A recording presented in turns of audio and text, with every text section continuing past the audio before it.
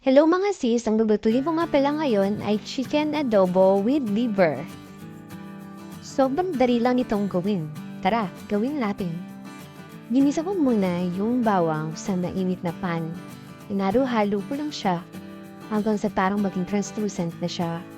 Tapos, nito nilagay yung liver.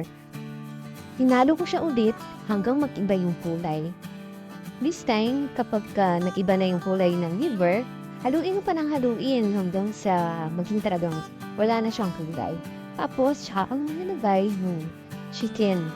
Tapos, hinalo ko lang ulit siya ng hinalo hanggang mag-iba pa rin yung kulay niya. Tapos, sunod, lagyan mo na ng paminta, ng laurel. Nilagyan ko na rin pala siya dito ng toyo. Tapos, konting asukal.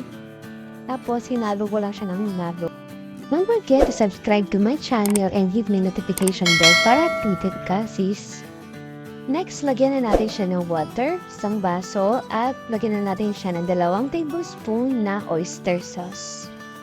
Haluin mo lang siya ng kaunti, then pakuluan mo lang siya hanggang sa mag-reduce yung kanyang water. Kapag konti na lang yung sabaw, ilagay mo na yung suka. Pagkatapos, huwag mo na siyang haluin ng mga 1 minute.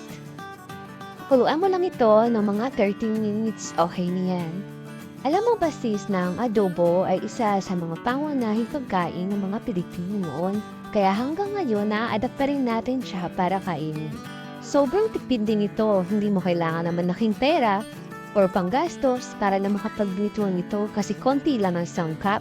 O diba, ang galing? O ayan, luto na ang ating pork adobo with liver. Sana magustuhan nyo. Thank you. Salamat. Yun lang.